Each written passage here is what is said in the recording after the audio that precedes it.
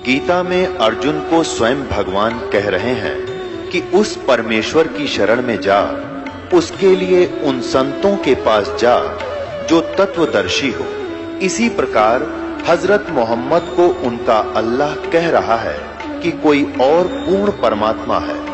उसको पाने के लिए उन तत्वदर्शी संत की तलाश कर। वो प्रभु कौन है, ये जानने के लिए कृपया अवश्य सुनिए जगत गुरु तत्वदर्शी संत रामपाल जी महाराज के अमृत वचन। मिल जाते हैं, फिर वो परमात्मा हमें विशेष लाभ देता है। कहते पर्वत पर्वत में फेरा कारण अपने राम, राम जैसे संत मिले जिन सारे सब काम। पर्वत पर्वत हम फिरे प्रभु की तलाश में, क्योंकि परमात्मा अंधे को आंख दे, कोढ़ी को काया दे, निर्धन को माया दे और मोक्ष प्राप्त करावे। हम इस उद्देश्य को लेकर परमात्मा की तलाश में ना जाने कहां कहां गए, लेकिन उस परमात्मा जैसे गुणों से युक्त संत हमें मिले तो वो सारे काम सरगे जो प्रभु में से हम उम्मीद रखते। तो इस प्रकार परमात्मा साकार में हमें लाभ देता है, साकार ही है, उससे हमें विशेष लाभ होता है। जैसे वायु निराकार है और वायु को एक ट्यूब में डाल देते हैं। निराकार वायु 10 ग्राम वजन नहीं सहन कर सकती, अगर ऐसे रख दे तुरंत नीचे आता है। 100 ग्राम वजन को नहीं रोक सकती, और जब उसका एक विशेष व्यवस्था आकार में आ गई, वही शक्ति उसमें शक्ति बन गई। जैसे टायर में ट्यूब डाली, ट्यूब में हवा भर दी, टायर में फिट कर दी और ट्रक में डाल दी, वो 200 क्विंटल वजन ने और ठठाएं जा रही है।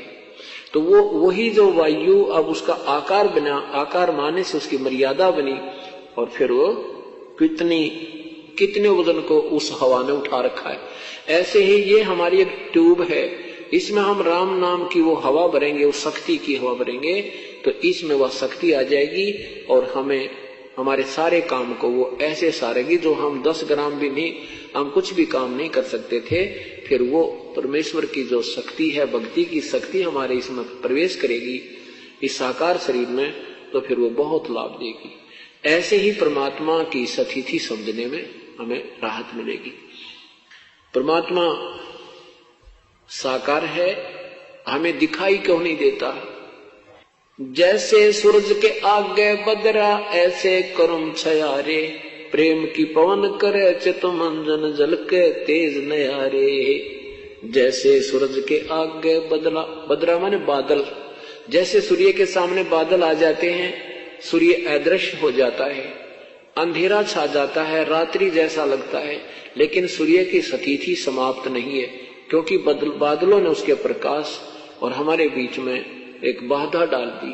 तेज हवा चली, वो बादल इधर उधर हो गए और सूर्य का प्रकाश हमारे ऊपर ज्यों का तो विद्यमान सूर्य हमें दृष्टिगोचर हो रहा। ऐसे हमारे अंतःकरण में और परमात्मा के बीच में और हमारी आत्मा के बीच में हमारे पाप कर्मों की एक मोटी दीवार होगी। तो वह कैसे कटेगी? प्रेम की पवन करे चित मंजन जल के तेज नयारे। प्रेम की पवन, भक्ति करेंगे, साधना करोगे, दान करोगे, आप में विनम्रता आएगी, अंदर से परमात्मा का प्यार उपजेगा, और जब हमारा रोना आया करेगा प्रभु के लिए, इसकी जरा से जिक्र चलते ही आत्मा फूट फूट कर रोया करेगी, तो वो हमारे पाप निकल रहे हैं, वो प्रेम की पवन चल पड़ी, और एक दिन वो हमारे पाप का बादल हट जाएंगे, तो परमात्मा हमें साक्षात दिखाई देने लग जाएंगे। प्रेम की पवन करे चितमंजन, वो झलक तेज नयारे, उस परमात्मा का न्यारा ही नूर दिखाई देगा, प्रभु का शरीर दिखाई देगा, हमें उसका आभास होने लगेगा। तो उससे योग्य होने के लिए क्रियाएं कौन कौन सी हैं, ये आपको बताई जा रही हैं। जैसे रोगी को डॉक्टर कई प्रकार की गोलियां देता है, कोई पीने की दवाई है, कोई कैप्सूल है, कोई इंजेक्शन लगाता है, तो हमने वो सारे ही ट्रीटमेंट विधिवत करना होता है, जिससे हम शीघ्र आरोग्य हो जाते हैं। ठीक इसी प्रकार हम जन्म मृत्यु के रोग से पीड़ित हैं, और इसमें हमें काफी मेडिसिन की आवश्यकता पड़ती है, अर्थात प्रभु की भक्ति कई प्रकार से करनी होती है। जैसे सुबह का नित्यनेम मंत्र जाप, प्रथम मंत्र जाप, द्वितीय मंत्र जाप, दोपहर के बाद रामायणी, शाम की संध्या आरती, सत्संग में सेवा, दान करना, सिमरण सतनाम का सिमरण, फिर सारनाम मिलेगा। ये सारी की सारी क्रियाएं करके हम स्वस्थ होंगे, अर्थात परमात्मा प्राप्त करने योग्य होंगे। जन्म मृत्यु के रोग से हम मुक्त हो जाएंगे। अब जो साधनाएं हम सुना करते थे, ऋषियों संतों को देखा करते थे, कैसे कैसे वो साधना करते थे, कोई कुछ करता है, कोई कैसे साधना बताते थे, कोई ऊपर ने पैर करके, कोई ढूंढे ला के, कोई किसी प्रकार से कर रहा है, कोई किसी प्रकार से कर रहा था, तो वो साधनाएं ठीक नहीं थी। वो साधनाएं मनमुखी थी जो हमारे, और ये सब काल ने हमारे ऊपर जाल फैला रखा है, इसको सतमार्ग पर नहीं लगने देता प्राणी को। इस वास्तविक विधि न प्राप्त होने से संतों और पंथों की कैसी दुर्गतियां रही। आदमी गरीबदास साहिब की अमरवाणी तर्क माया का ग्रंथ तर्कवेदी आपको सुनाते हैं। पांडे वेद पढ़े क्या होई, घट अंदर की खबर न जाने, दौरा लूटे तो ही। एक गुदरी एक धागा, पांच तरंग भी ना बागा, हाड चाम का सकल पसारा, सब गट एक बोलन हारा। ब्रह्म वेद भूलो मत को, सब गट एक गुद्दा लोहू। भगद्वार सब आवे जाही, ऊंच नीच कहां भिन्न बताही। आपको माया का ग्रंथ सुनाते हैं। ब्रह्म जोगनी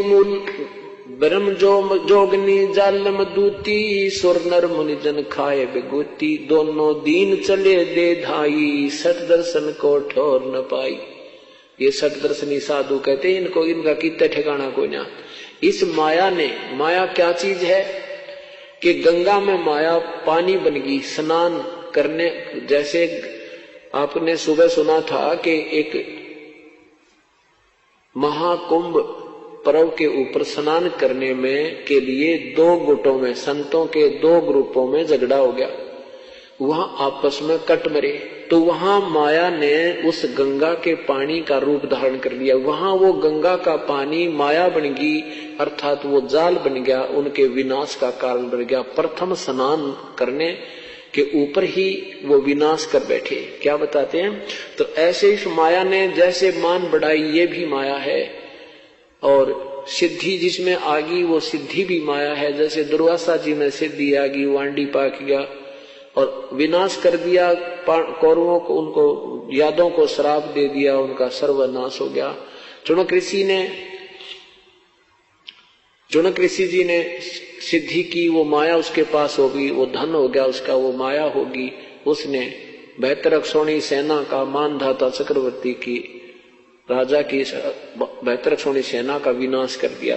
तो यहाँ क्या बताते हैं कि ये माया इस जीव को सतमार्ग पर नहीं लगने देती। ये मान बड़ाई आदि गलत साधनाएं जो है, तो इसमें क्या कहते, दोनों दीन चले दे धाई, सठ दर्शन को ठोर न पाई। पंडित पकड़ चौप टैली ने, काजी के सिर बोझे दीने।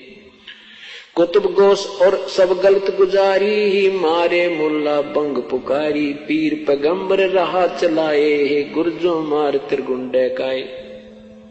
क्या बता रहे हैं कि ये जितने भी साधक हैं, जैसे पंडित जी अपनी क्रियाएं करते रहे, श्राद्ध निकलवाते रहे, तुम्हारे हवन होम कर देंगे, फलान कर देंगे, ये साधना शास्त्र अनुकूल नहीं थी। तो वो स्वयं भी विनाश को प्राप्त हुए, यजमान अपने अनुयायियों को भी नरक ले गए। ऐसे ही काजी और मुल्ला जो हैं, ये भी शास्त्र विरुद्ध साधना कर और करवा रहे हैं। इन सब को परमात्मा सबके विषय में बता रहे हैं। जालम जोगनी ऐसा कीन्या, मोहम्मद का सब मजहब छीन्या। नेम नमाज करें थे रोजा, जिनके कहीं न पाए खोजा। जैसे नेम नमाज, नेम होते नित्य नियम जो करें हैं, जैसे गीता जी का नित्य पाठ करना, उधर से 5 बार नमाज करने वाले कहते हैं ये कहीं स्वर्ग पुर्ग में नहीं पहुंचते, इनकी किताब खोज भी ना पाती, ये अपने मन में अपने आप प्रसन्न है, लेकिन ये शास्त्र विरुद्ध साधना होने से ठीक नहीं है। नेम नमाज करें थे रोजा, जिनके कहीं न पाए खोजा। मारे वृत्त ब्रह्म आचारी, धाम पुजाए सिर देखारी। ये धाम पूजनीय भी कहते, इनके ऊपर भी भार है, ये मुक्त नहीं होते। जिन सिर जटा बहुत थी लंबी, मारे नागा मुनियर बम्बी। चुंडत मुंडित सबे सिंघारे, जो धूमी 5 लगावत हारे। क्या बताते हैं कि जिनके सिर पर लंबी लंबी बाल थे, ये ऋषि महर्षि दिखे बड़े बड़े, और जिन्होंने या घोटम घोट करा रखा, कभी बाल कटवा के बिल्कुल कोरा कचकोल कड़ा रखा। कहते इस तरीके इससे भगवान नहीं मिलता। वो विधि वास्तविक साधना है तो सबका आध्यात्मिक लाभ प्राप्त हो रहा आपको, नहीं तो इन बनावटी ऊपर के जो दिखावटी बातों में इससे कोई लाभ नहीं। क्या बताते हैं, जिनके जिन सिर जटा बहुत थी लंबी, मारे नागा मुनियर बम्बी। नागा जो निवस्त्र रहते हैं, और ये मुनिवर, ये सारे के सारे खत्म कर दिए इस काल ने। चुंडित मुंडित सभ्य सिंहारे, जो धूमी 5 लगावत हारे। जो 5 धूणे हारे लाया करते ना चारों तरफ बैठकर, और बीच में बैठकर जेठ में 40 दिन तपे, कहते ये सब विनाश का कारण है, ये भक्ति नहीं है, इनका ड्रामाबाजी है, ये काल ने उलझा रखे। उर्दमुखी मारे बहुमोनी, भवसागर आए फिर जूनी। मारे बनखंडी निर्वाणी, सिरधर शीस दुहाए पानी। जो ऊपर ने उर्दमुखी, अर्धमुखी नीचे को पैर, सिर करके ऊपर ने पैर रखा करते, ऐसी साधना की। कहती ये सब अब जो मौन रखते हैं, ये भी बनखंड में चले जाते हैं, निर्वाण धारण करके, वैराग धारण करके, कहते वो भी मुक्त नहीं हुए।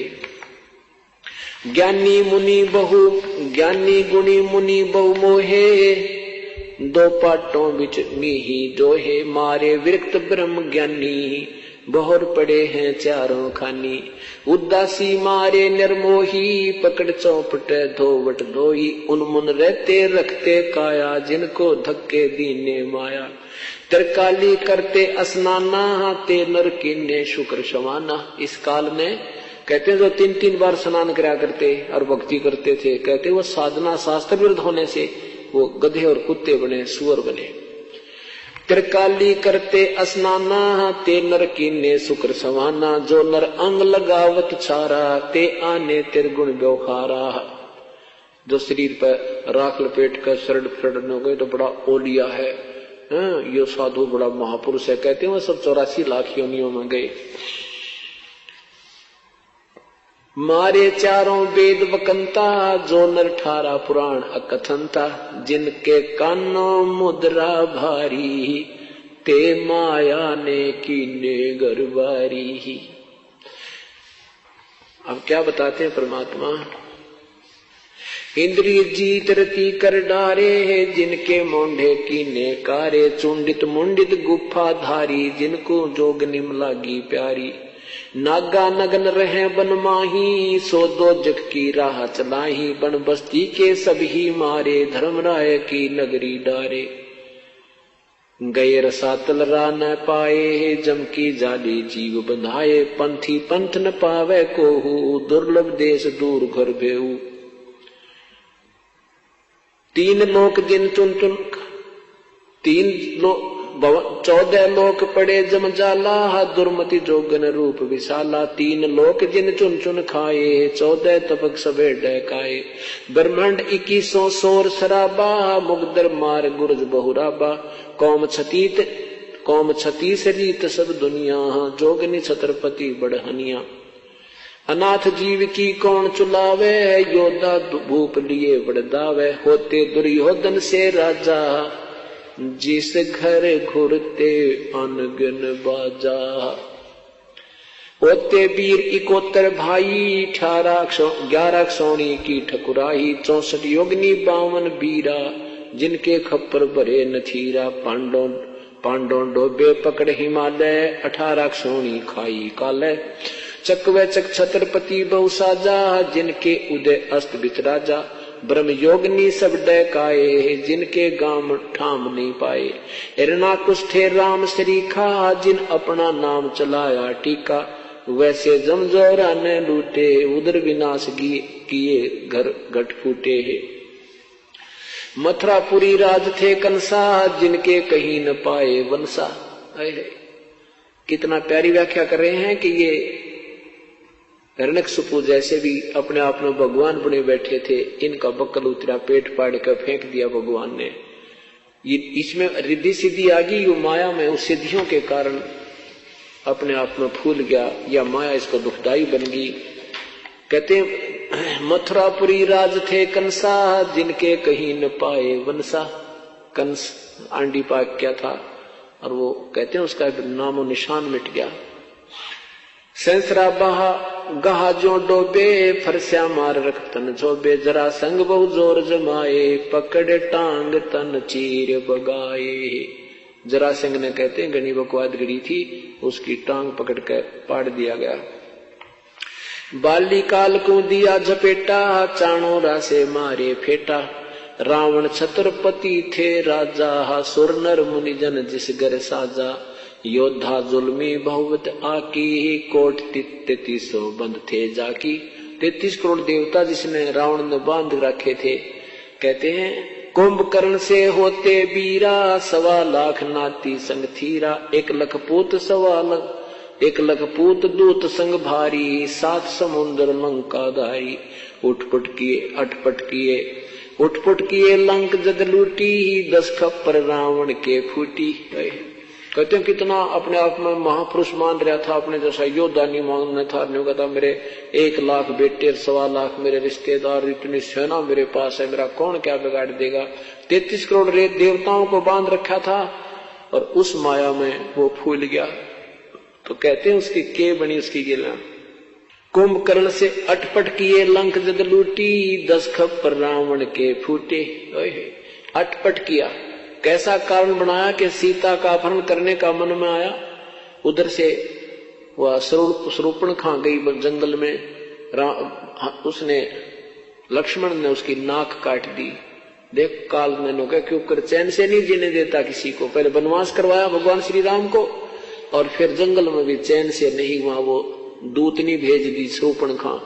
वो लक्ष्मण से शादी करने को कहने लगी, लक्ष्मण वो नहीं मानी तो उसकी नाक काट दी। अब अपनी बहन की नाक का बदला लेने के लिए रावण में के अंदर हवा भर दी काल ने, वो सीता उठा लिया। और फिर कहते हैं ये अटपट कर और लंक सब लूटी। ये अटपट करके काल ने वो सत्यानाश करवा दिया उसका। अटपट की ये लंक जद लूटी 10 खप्पर रावण के फूटी। वो 10 मस्तक थे रावण के, 10 शीश भी काट दिए, अर्थात उसका विनाश को प्राप्त हुआ। फिर क्या बताते हैं, कृष्ण गुरु दुर्वासा लूटे मनसा भवर कुचों पर छूटे। श्रृंगी ऋषि को सार चबाए नारद पूत 72 जाए। काम देव दग दे बहुगाता पारा ऋषि पुत्री संगराता। काल में कैसा बकलता रहे सभी का, कैसे कृष्ण गुरु दुर्वासा लूटे मनसा भवर कुचों पर छूटे। क्या बताते हैं कि दुर्वासा ऋषि बहुत अच्छे साधक रहे हैं, और यहाँ मृत लोक से वो बिल्कुल अपने आप को ब्रह्मचारी सिद्ध करके चले गए। ये क्या है कि ये ऊपर तो एक कांचली है अपने, या एक जैसे सर्प के ऊपर कंचली होती है, तो या तो एक कांचली है ये शरीर, इसके अंदर ज्यों का त्यों शरीर एक और रहता है जब तक नेक्स्ट जीवन नहीं मिलता, नेक्स्ट कोई दूसरा कोई प्राणी का जीव नहीं शरीर नहीं मिलता, तब तक ये शरीर हमारा ज्यों का तो रहता है। और उस शरीर में ही ये हम भक्ति साधना जो करते हैं उस शरीर को परिपक्व कर देती है। अब जिसमें जितनी कमाई होती है उसी के आधार पर फिर ये ऊपर जाते हैं स्वर्ग में। तो ये दुर्वासा जी वहां स्वर्ग में पहुंच गए। स्वर्ग आपको बताया वो क्या है, वो सबसे ज्यादा बकवाद है स्वर्ग में। वहां से नाचने गाने सारे मीठी मीठी आवाज के सब बकवादे हैं। कहते हैं एक समय एक सभा में ये बैठे थे, देवता लोग, और वहां लड़कियां नाच रही थी। यहां तो ये महर्षि कल आते, वहां जाके ये फिर जो कहते हो उसी सती थी माँ जी, क्यों ये जीव ही है और जीव में विकार जो कहते हैं जब तक हमें सत साधना तत्व ज्ञान नहीं प्राप्त होता। तो ये दुर्वासा वहां बैठा था और एक लड़कियां नाच रही थी। तो इसने क्या किया, सिद्धि होती है इन ऋषियों में, इसने एक भंवरे का रूप बना के और उस लड़की की दूधी को काट लिया जो अर्धनग्न थी, और उस लड़की ने हाथ मार दिया। अब कोई हमारे मच्छर लड़े, कोई भेड़ लड़े या कोई ततैया लड़े, भौरा लड़े तो हम हाथ ही मारेंगे। तो उस लड़की ने हाथ मार दिया और वो दुर्वासा जो भौरा बना हुआ था वो जमीन पर पड़ा, पटाखा उठा और फिर खड़ा हो गया और हंसने लगे। जो संत ऋषि बैठे थे वो हंसने लगे कि पड़ा नीचे। तो फिर दुर्वासा बन गया और दुर्वासा बनकर उसको श्राप दे दिया कि तू गधी बनेगी। बताइए भगवान, यहाँ कहते हैं लठ वाले का राज है। अब वो बेचारी, उसका क्या दोष था, स्वयं बकवाद करी। अब कोई चीज छुएगी, लड़ेगी, डंक मारेगी, हाथ तो अपने स्वाभाविक लगता है। तो वो बिरड़ते भी गुंडा, ये दुर्वासा, उसने उसको सिद्धि जिसमें आ जाती है, वो सर्प जैसे होते हैं, ततैये जैसे होते हैं ये संत ऋषि, जरा सा कोई हाथ ला दे उसने श्राप दे देते हैं। इतनी कहते ये माया इस कारण इनको न्योड़ जा दिया। ये लगे थे भगवान प्राप्ति के लिए और बन गई ये एटम बम।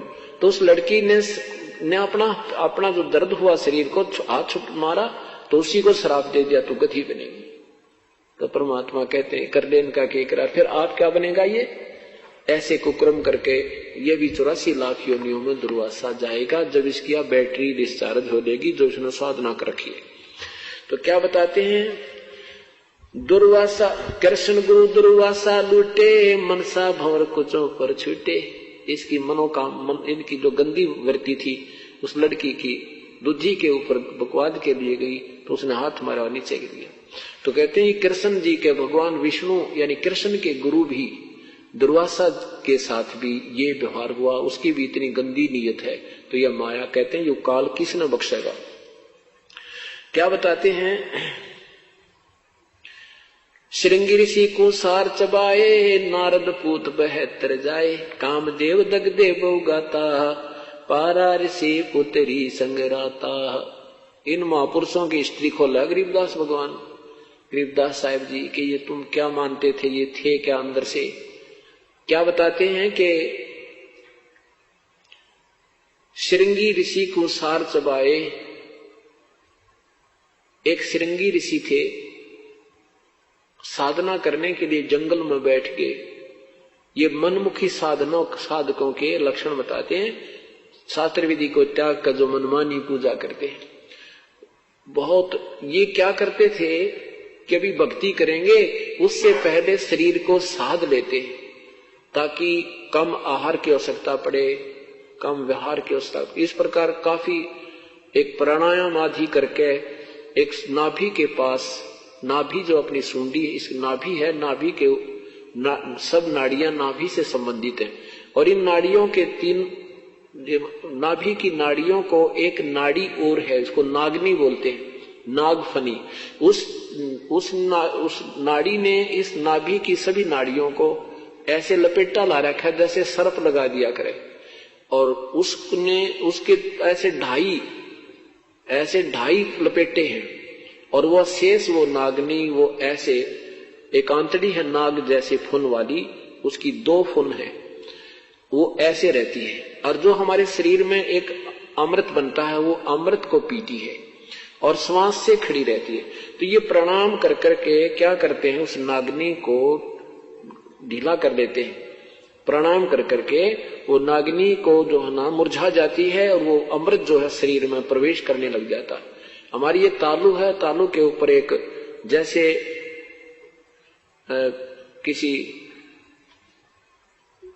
जैसे अंडा होता है, अंडे का छिलका होता है और अंडे के छिलके को और बीचों बीच काटते थोड़ा सा रह जाए, वो जैसे एक कटोरा सा होता है, उसकी छोटी सतीथी समझ लो बिल्कुल 1 आधी सेंटीमीटर, इतने सतीथी का 1 सेंटीमीटर, इतनी सतीथी का हमारी तालू के ऊपर एक ऐसे कटोरे टाइप की एक सतीथी बनी हुई है और उसके बीच नीचे बिल्कुल उसमें एक सुराख है। उस सुराख के ऊपर एक छोटी सी पत्ती रखी है, आंच सी पड़ी है, जैसे छोटी सी पत्ती होती है बेल की, बिल्कुल वाल टाइप, जैसे वाल टिका होता है।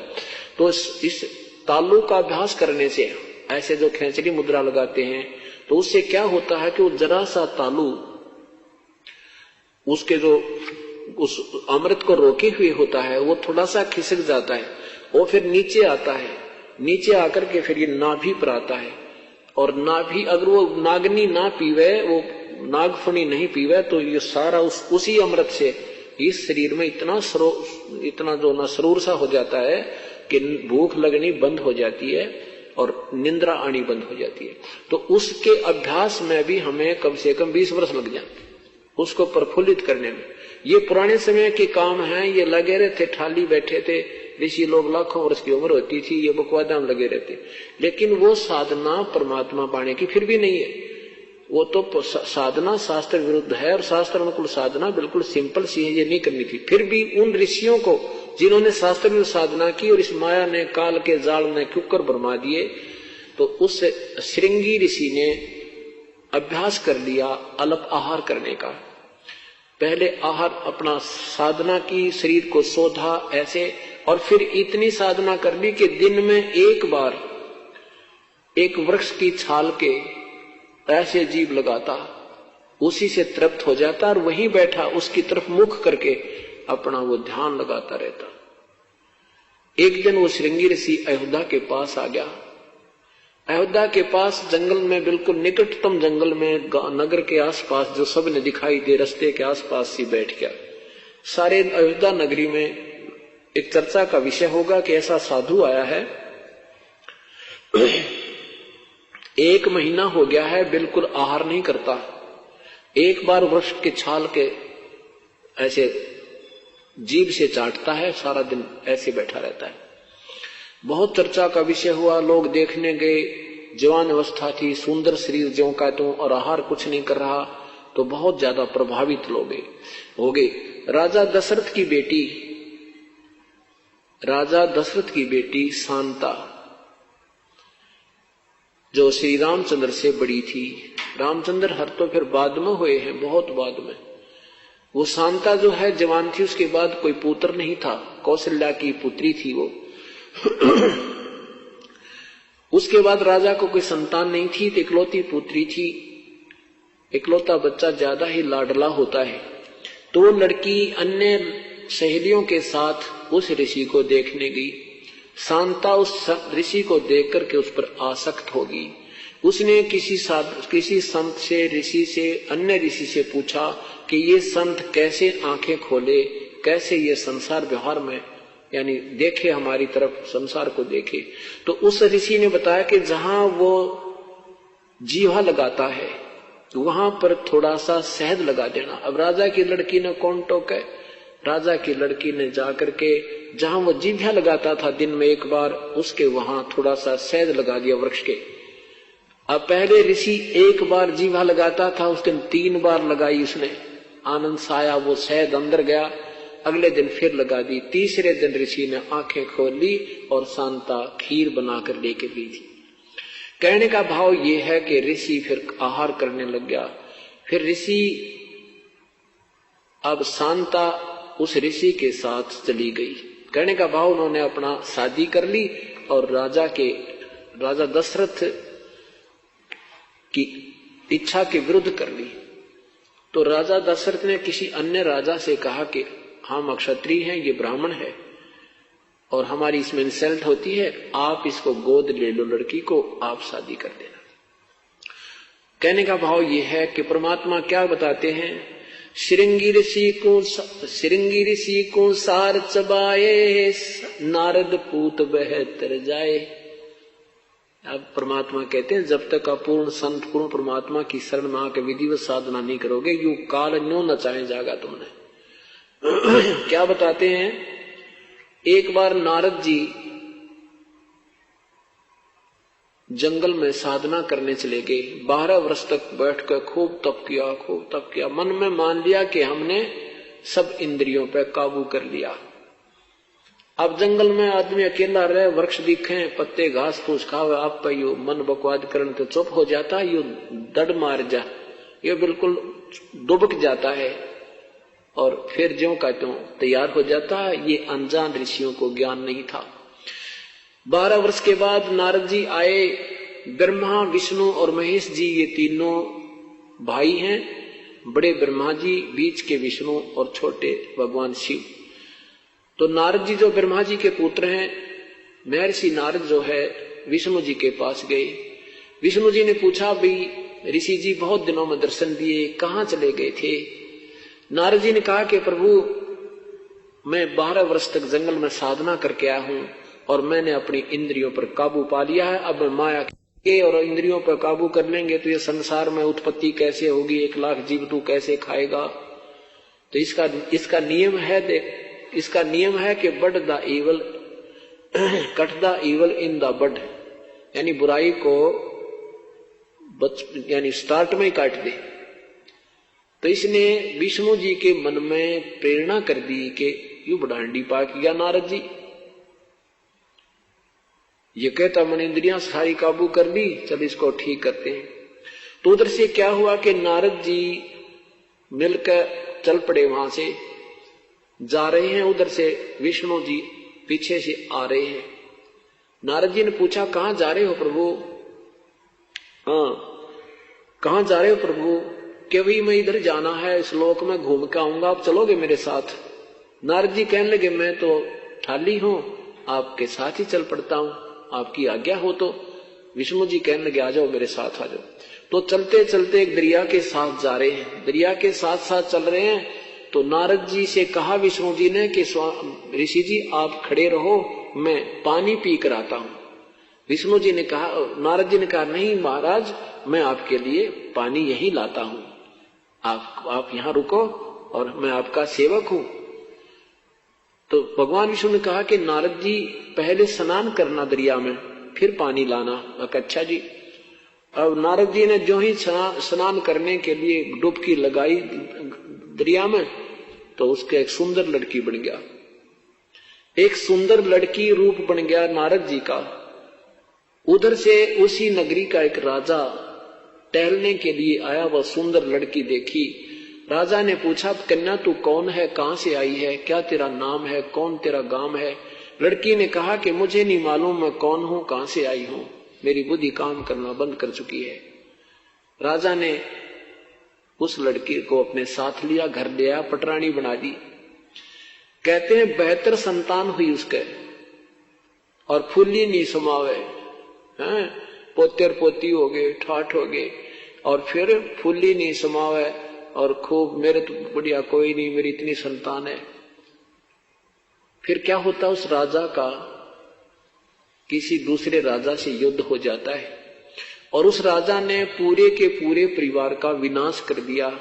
उसके पुत्र भी मारे गए, युद्ध में गए थे, राजा भी मर गया, कोई शेष नहीं बचा। वो बुढ़िया हो रही थी, वो नारद से बनी औरत। तो उसने सोचा, रो रो के बुरा हाल कर दिया, सारे बाल पाड़ दिए, न रो रो कर टक्कर मारे। उसने सोचा अब तू आत्महत्या कर ले और तेरे पास शेष नहीं रहा कोई चीज। तो वो बुढ़िया जो नारद बुढ़िया बनी थी, जाके उस दरिया में सुसाइड करना चाहा, आत्महत्या करने के लिए छलांग लगाई, तो ऊपर एकदम नारायण और नारद बना दिया, नारायण नारायण करता हुआ बाहर आया। उधर से भगवान खड़े खड़े मुस्कुरा रहे हैं। विष्णु जी कहते हैं, अरे नारद बहुत देर लगा दी, मैं तो बहुत प्यास लगी है, जरा पानी ला, शिगर ला। और नारद के सबकी बंदरी, जैसे सपने में कोई ऐसी दुर्घटना महसूस हो जावे और ऐसा रोया कर आदमी और जाग जाना, सपन टूट जा तो भी उसको ऐसे महसूस होता जैसे अभी वो तेरे साथ कोई बुरी घटना घट रही है। अब नारद जी के पसीने आ रहे, ये भगवान वो मैं तो ऐसा बुरा हाल हो रहा था, मेरी तो इतनी संतान थी, वो मृगी सारी। तो फिर जान गया भगवान हंस रहे खड़े खड़े। तब तो विष्णु जी ने कहा कि तूने क्या था, मैंने सारी इंद्रियां बेकाबू कर दिया। तब नारद जी बोले, भगवान आप तो कसुरते हो। तो कहने का भाव यह कहते हैं कि श्रृंगी ऋषि को सार चबाए, नारद पूत बहतर जाए। कामदेव दगदे बहु गाता, पारा ऋषि पुत्री संगराता। एक पाराशर नाम के ऋषि, शादी होगी, शादी हुई, शादी होते ही अपनी पत्नी को छुआ तक नहीं और कहा मैं तो जंगल में तप करूंगा। अब उसकी पत्नी कहती है कि आप अच्छे महापुरुष हो, आज शादी हुई है, अब तुम घर छोड़ के जा रहा है, या तो शादी ना करवाता या बाद में करवा लेता। तो कहता है कि पहले मैं तप करके आऊंगा, साधना करूंगा, अच्छी संतान उत्पन्न होगी। ये करके बहाना चल पड़ा। तो फिर कहा कि मैं जब कुछ साधना कर लूंगा तेरे पास बीज शक्ति भेज दूंगा, तुझे गर्व रहेगा। अब पारा ऋषि ने 10 वर्ष 11 वर्ष साधना की, एक कव्य को अपनी बीज शक्ति दे दी कि तू ले जाकर मेरी पत्नी को देना। एक सिद्धि होती है। वो कौवा उसको एक पत्ते में लिए हुए आ रहा था और एक दरिया के ऊपर से जा रहा था। कौवे के मुख से वो पत्ता छूट गया और वो शक्ति जो है एक मछली ने खा ली। उस मछली के अंदर एक लड़की बन गई।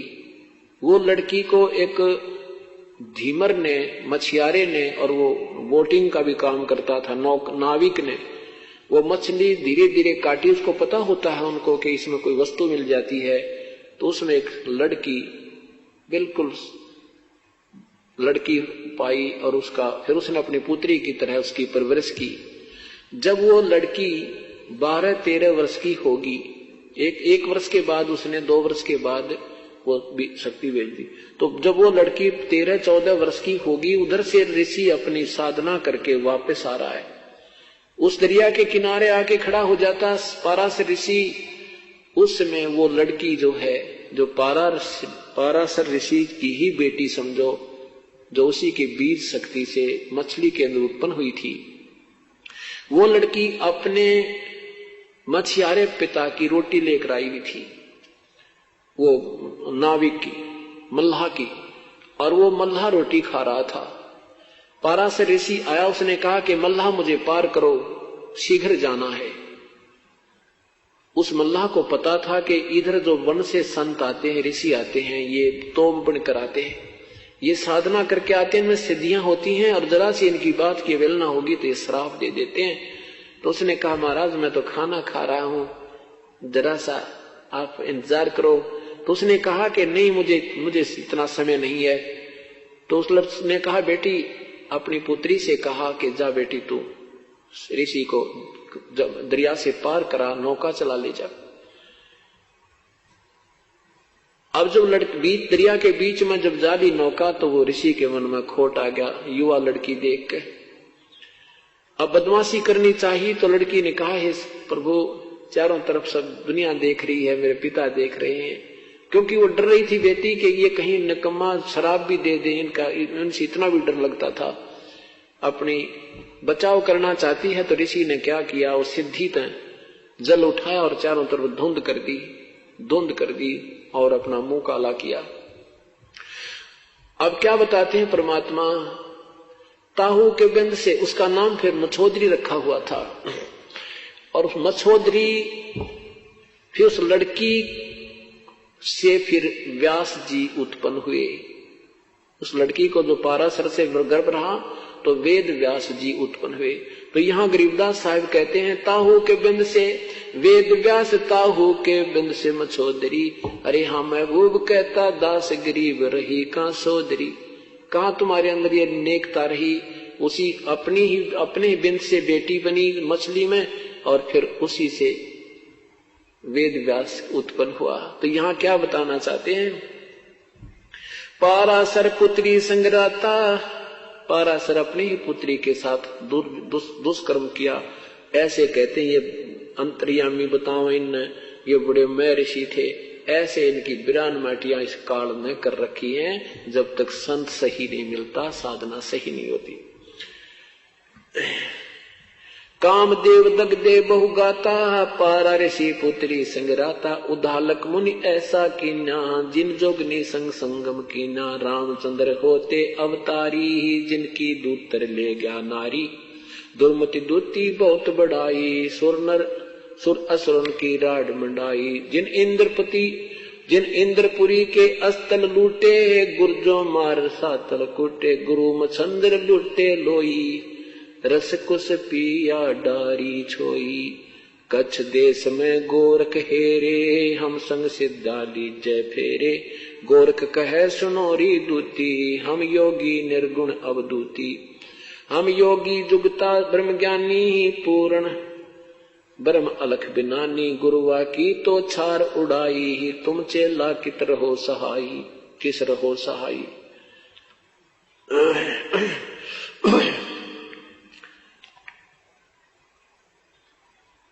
उल्टा बिंद चलाहूं पारा, हम योगी पूर्ण करतारा। यज्ञ रची जद पांडो, यज्ञ रची जद पांडो, जब यज्ञ रची जब पंडो, राजा नौ नाथो नहीं नादू बाजा।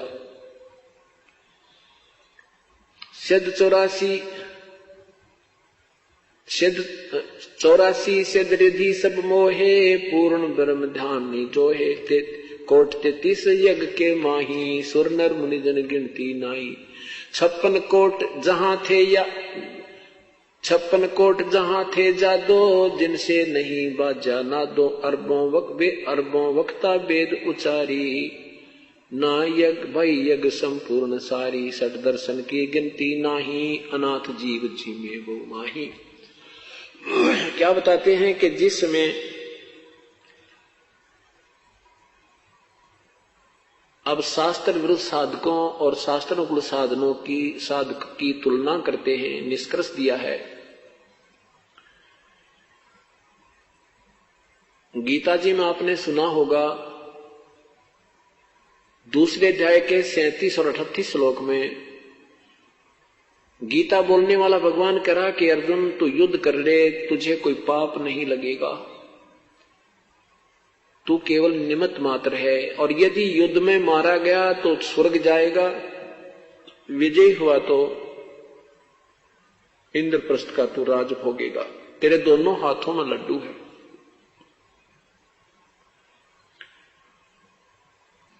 अब फिर क्या होता है कि युद्ध में पांडव विजयी होते हैं, कौरव पराजित हो जाते हैं, विनाश हो जाता है। राजगद्दी पर युधिष्ठिर को बैठा दिया जाता है। युधिष्ठिर जी को बुरे बुरे शोपन आने लग जाते हैं। उसके समाधान के लिए भगवान श्री कृष्ण के पास द्वारका जाते हैं पांचों पांडव, क्योंकि श्री कृष्ण जी पांडव और यादव के गुरु जी थे, धार्मिक गुरु थे, ये नाम उपदेश देते थे। तो कोई समस्या आती है तो अपने गुरुदेव के पास ही जाकर समाधान करवाते हैं। तो भगवान श्री कृष्ण ने कहा कि जो तुम्हें सौपन आ रहे हैं युधिष्ठिर जी को, इस कारण से आ रहे हैं कि तुमने महाभारत में जो पाप किए हैं वो तुम्हें दुखदाई हो रहे हैं। उसके लिए एक अश्वमेध यज्ञ करो।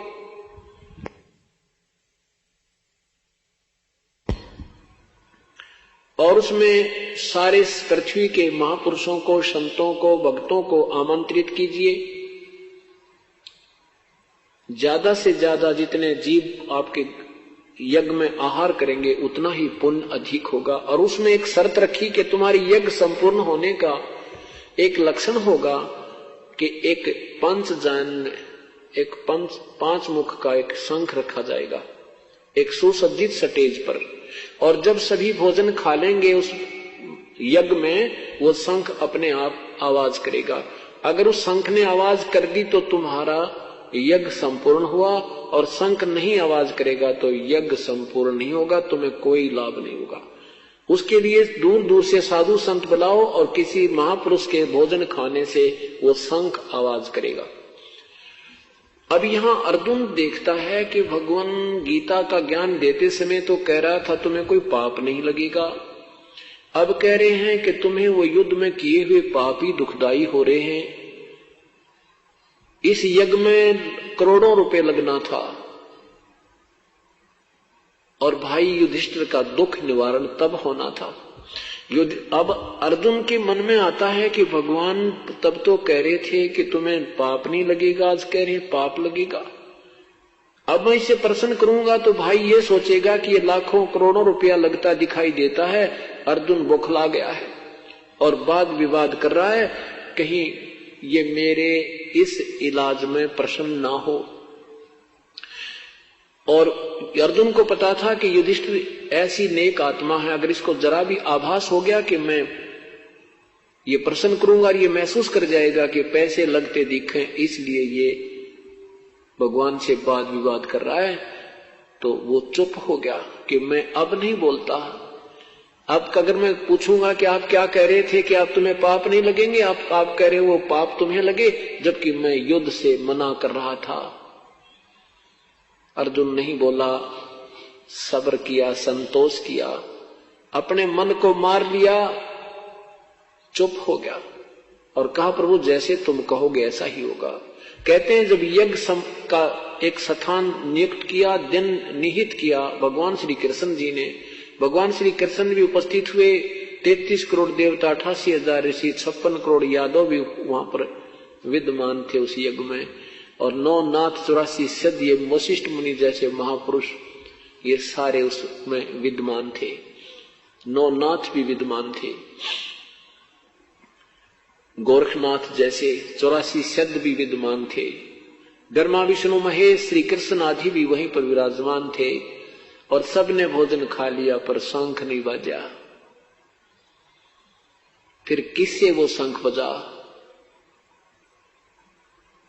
उस पूर्ण ब्रह्म के सतनाम सार नाम उपासक, सतनाम उपासक, सत साधना उपासक सुपथ सुदर्शन से द्वापर युग में करुणामय नाम से पूर्ण परमात्मा आए हुए थे।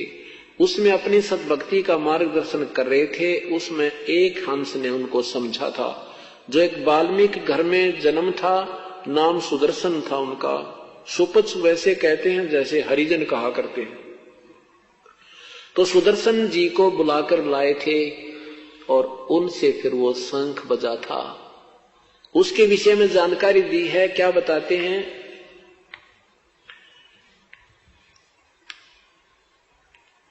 यज्ञ रची जब पांडव राजा, नो नाथों ने नादू बजा। यज्ञ रची, अश्वमेध यज्ञ जब रची उन पांडु राजाओं ने, तो 9 नाथों से भी वो शंख नहीं बाजा, आवाज नहीं की शंख ने।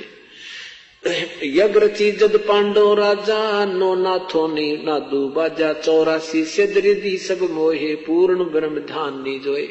ये 84 सिद्ध भी सिद्धि शादी में लगे रहे, 33 करोड़ देवता भी शास्त्र में साधना करते रहे, उस पूर्ण परमात्मा की साधना नहीं कर पाए, तत्वदर्शी संत नहीं मिला। कोट 33 यज्ञ के माही, सुर नर मुनि जन गिनती नाही। 33 करोड़ देवता भी यज्ञ मारे थे, जिन देवताओं के हम पूजा करके प्रसन्न रहते हैं। कहते हैं वो 33 करोड़ योद्धा देवता भी वहां पर उस यज्ञ में उपस्थित थे, परंतु शंख नहीं बजा उनसे। 56 कोट जहां 33 कोट यज्ञ के माही, सुर नर मुनि जन गिनती नाही। 56 कोट जहां थे यादो, जिनसे नाही बाजे नादो। भगवान कृष्ण समेत सभी यादव वहां उपस्थित थे, सबने भोजन कर लिया था, उनसे भी शंख नहीं बजा। अरबों वक्ता वेद उचारी, ना भई जग संपूर्ण सारी। ना विरा कितने ये वेद के ज्ञान अपने अपने वेद वक्ता कंठस्थ याद करे फिरे थे, उनसे भी बात नहीं बनी। 60 दर्शन की गिनती नाही, अनाथ जीव जी में बहु माही। सुर नर मुनि जन तपा सन्यासी ही, दंडी वृक्त बहुत उदासी।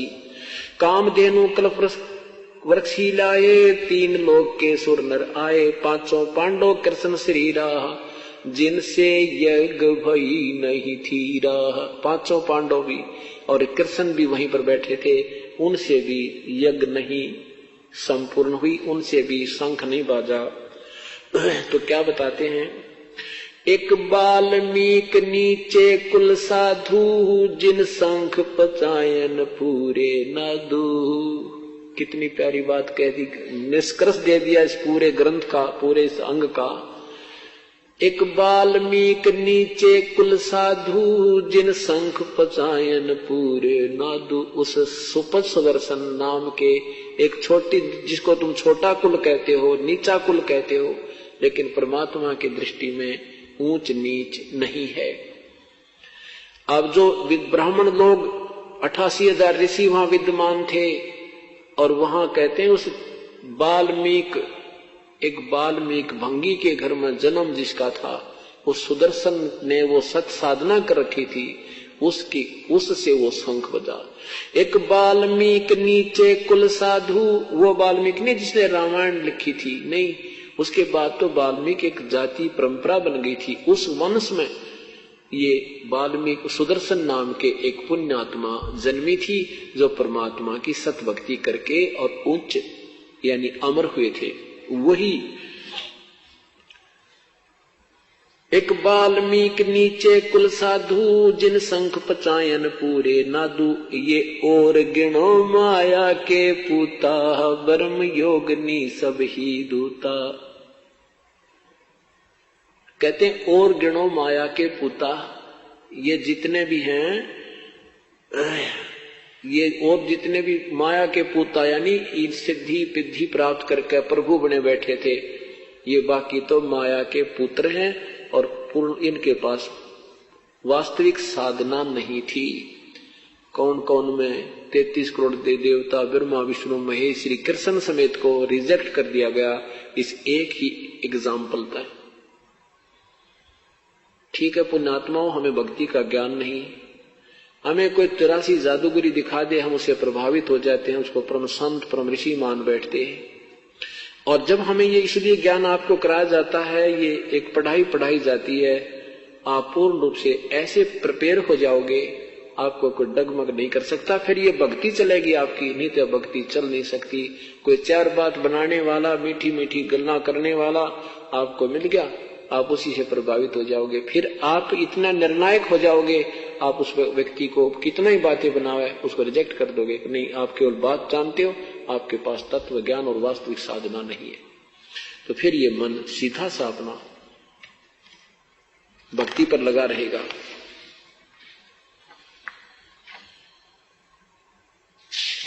क्या बताते हैं, नूरी अंग बिनस है भाई, ही माटी के किस गिनती माही। ऐसे भरम न भूलो लोई, उनकी ओट न उबरे कोई।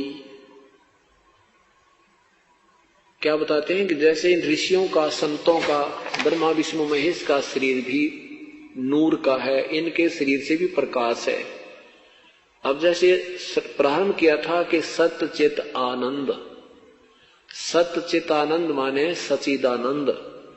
जैसे मूल कमल में गणेश जी है और गणेश जी का शरीर है, और गणेश जी के शरीर से भी प्रकाश निकल रहा, तेजों में शरीर है, नूर का शरीर है।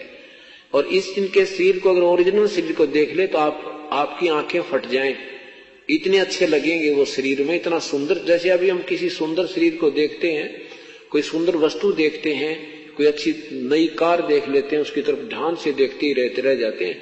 तो ऐसे हमारा प्रभावित है ये आत्मा उस सुंदरता को देखने के लिए, क्योंकि वो वास्तविक सुंदरता जिसको हम यहाँ देखते हैं, किसी वस्तु में देखते हैं, कोई अच्छा गाड़ी को सुंदर देखकर प्रभावित हो जाते हैं, किसी और चीज को देखकर हम प्रभावित होते हैं, तो वो जो सुंदरता है उस परमात्मा में है सारी, वो पूर्ण परमात्मा में वो सच्चित आनंद है। अब जैसे श्री गणेश जी का अगर तुम शरीर देख लो, जो मूल कमल में आपकी दृष्टि कभी चली जा, तो आपकी आत्मा वापस नहीं आ सकती वहां से, इतना अट्रैक्शन हो जाता। क्योंकि हम तो पतंग हैं और वो एक उनमें आकर्षण है, और हमने उस रोशनी की आवश्यकता, उस परमात्मा का जो शरीर हमने देख रखा है, आज हम उसको ढूंढ रहे हैं। अब हमने जो कुछ भी दिखाई देती है, हमें वही दिखता है कि शायद ये भगवान ना हो जिसने हम छोड़ के आए थे, जिसको हम देख देख कर प्रसन्न रहा करते थे। ये पतंग जो दीपक पर गिरते हैं, ये इसलिए गिरते हैं कि शायद ये भगवान है जिसकी हमने तलाश है, जिसको हम तो त्याग आए थे, और वो जलते ही मर जाते हैं। तो ऐसे परमात्मा हमें याद दिला। तो ऐसे ही इन सबका नूर है, इनके शरीर में प्रकाश है, तेजों में शरीर है, इनका नूर का शरीर है। विष्णु जी का, ब्रह्मा जी का, शिव जी का, इनका एक जैसे वाट का शरीर है, इनके शरीर से भी प्रकाश है, इनका लोक भी प्रकाश में है, इनके लोक से भी प्रकाशित है, यानी इनका लोक में भी प्रकाश है, हीरे में प्रकाश होता है, ऐसे इनके शरीर में प्रकाश है। तो ये नादान संत ना तो कहीं पहुंचे हैंगे, देख लेते। एक तो कमल ऊपर से देखा जाता, अंदर जब दृष्टि जाती है ऊपर से कमल दिखाई देगा, उसमें पंखड़ियां दिखेंगी, उसकी पंखड़ियों के बीच में एक सुई की नोक टिक है, इतना निशान है, और उसमें एक बहुत जोर की रोशनी जाएगी, वो रोशनी के साथ आत्मा उसमें प्रवेश कर जाएगी, जिसकी वो इतनी साधना होगी कि वो कमल खुल जाए, खिलकर खुल जाए। खिलता है ऐसे जैसे अब वो बंद पड़ी है अंतड़ियां, इस रीढ़ की हड्डी के अंदर जो और के बाहर अंदर की तरफ ये कमल हमारे बने हैं आंतड़ियां से, ये ऐसे लटक रही हैं। अब ये साधना करने से ऐसे ऐसे खिल जाएंगी। उन खिलने के बाद उस कमल के बीच में एक रोशनी सी नजर आएगी, उसमें ये आत्मा अट्रैक्ट हो जाएगी और फिर उसके अंदर घुस जाएगी, अंदर जाकर फिर उस लोक को देखेगी। ये भगवान जय, उसमें आत्मा चलेगी, वापस नहीं आ सकती अभी, क्योंकि आप तो बालक हो, आपने कुछ देखा ही नहीं। इसलिए परमात्मा ने ये अंदर जाने का तरीका नहीं आपको दिया, आपको दिया है कि तुम भक्ति करो और इन कमलों में जो तुम्हें लेन देन है आपका यहाँ करके आगे चलो। अगर इसमें चले गए तो वापस नहीं आ सकती, आप में इतनी कमजोर है अभी हमारी आत्मा। तो हम उस नूर को देखकर आकर्षित हो जाते हैं। उसके बाद फिर ब्रह्मा विष्णु महेश, मूल कमल में गणेश जी, स्वाद चक्र में सावित्री ब्रह्मा जी, नाभि कमल में विष्णु और लक्ष्मी जी, हृदय कमल में शिव और पार्वती जी, कंठ कमल में दुर्गा जी और त्रिकुटी कमल में फिर आगे हम चलेंगे, वहां प्रभु पूर्ण परमात्मा अपने वहां पर अलग अलग स्थान पर अलग स्थिति में आपको मिलेगा। फिर सहस्रार कमल में ये ज्योति निरंजन काल ने अपना एक छलावा किया हुआ है, 1000 पत्तियां छोड़ 1032 जग रही हैं, वो आंतड़ी हैं, 1000 उनमें से रोशनी निकल रही है, प्रत्येक में न्यारी न्यारी, लेकिन वो वास्तव काल ब्रह्म नहीं है, वो ब्रह्म का फैलाया हुआ जाल है। और वहां तक पहुंचने वाले को कुछ क्रेडिट अधिक मिल जाता है, उसको अलग से एक स्वर्ग लोक में, महास्वर्ग के अंदर एक अलग स्थान बना रखा है, वहां बहुत लंबे समय तक वो रह जाता है। ऐसे ही इसने अपनी वो स्थिति बना रखी है। जैसे पर्वत पर चढ़ते पर्वतारोही, अब वो वहां डले ढोरे हैं, वहां चढ़ते हैं, उस जो चढ़ जाते हैं उनको सरकार नाम दे देती है, कितने नौकरी लगा देती है, इस करके। ऐसे ये जो साधना है इनका ये फल है। तो क्या बताते हैं, अंदर हम देखेंगे तो हर देव का नूरी शरीर है, उनके शरीर में तेज है। तो जैसे सच्चिदानंद की व्याख्या शुरू की थी, अब वही समाप्त करते हैं कि जब हम ब्रह्मा विष्णु महेश का शरीर देखेंगे वो भी नूर का है, लेकिन उनका नूर ज्यादा नहीं है। गणेश जी का भी शरीर नूरी है, यानी तेजों में है, लेकिन वो शरीर ब्रह्मा विष्णु महेश से कम तेजों में है। और ब्रह्म ज्योति निरंजन का शरीर भी तेजों में है। जब वो महाब्रह्मा महाविष्णु शिव रूप में रहता है ब्रह्मलोक में, तो उसका जो तेज है इन ब्रह्मा भी नीचे वाले ब्रह्मा विष्णु महेश से 1000 गुना ज्यादा सुंदर शरीर है उसका, उस जो ब्रह्मा विष्णु महेश रूप में रहता है। और परब्रह्म का इस ब्रह्म से भी 1000 गुना ज्यादा तेज है, और पूर्ण ब्रह्म का तो असंख्य गुना वो सच, उसका भी नूर है। तो यहाँ क्या बताते हैं कि नूरी अंग विनस है भाई, ये माटी के किस गिनती माही। जब इन ब्रह्मा विष्णु महेश का नूर का शरीर भी नाश होगा तो तुम्हारा तो मिट्टी का है, इन ऋषि पेशियों का तो मिट्टी का है, ये गिनती में नहीं। ऐसे भरम न भूलो भाई, इन उनकी ओट न उबरा कोई, ऐसे भरम न भूलो लोई, उनकी ओट न उबरा कोई। क्या बताते हैं कि तुम इन देवी देवताओं के चक्कर में मत पड़ो, इन ब्रह्मा विष्णु महेश तक की साधना के चक्कर में मत पड़ो। इनकी ओट में, इनकी साधना में, इनकी शरण से किसी का उद्धार नहीं हो सकता। और वही पवित्र गीता जी कह रही है 37वें अध्याय के 12 से 15 श्लोक में कि इन तीनों गुणों के द्वारा, ब्रह्मा विष्णु महेश के द्वारा जिनका ज्ञान हरा जा चुका है, और ये राक्षस स्वभाव को धारण किए हुए मनुष्यों में नीच दुष्कर्म करने वाले मूर्ख मुझे बिना बजते, अर्थात इनकी साधना ठीक नहीं। और अन्य देवी देवताओं की पूजा, यानी ब्रह्म से अन्य, ब्रह्मा विष्णु महेश भी अन्य देवताओं में आते हैं। गीता जी के 7वें अध्याय के 23, 24, 20, 21, 22, 23 में स्पष्ट किया है कि ये मंदबुद्धि लोग, ये बुद्धिहीन लोग इन अन्य देवताओं में इन्हीं से मिलने वाली राहत पर आसक्त रहते हैं। ये इनका इनकी साधना से इनको कोई लाभ नहीं होता, जीवन व्यर्थ होता है। तो यहाँ वही परमात्मा ये सिद्ध कर, आदरणीय गरीबदास साहब सिद्ध करना चाहते हैं कि इन ऐसे कर्म न ऐसे भरम न भूलो लोई, इनकी ओट न उबरे कोई।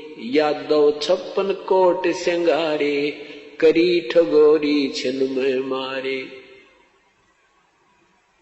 5 तत्व 3 त्रिगुण की पूनी, आए ब्रह्मा विष्णु महेश्वर जूनी। ये ब्रह्मा विष्णु महेश भी कहते जन्म मृत्यु आए। 8 सिद्धि 9 निधि मन के पोए है, जा पर ब्रह्मा विष्णु महेश्वर रोहे। 9 अवतार पार ना पाए, ब्रह्म योगनी सब डकाए। कृष्ण विष्णु कन्वा भगवाना, ब्रह्म योगनी संग खिलाना।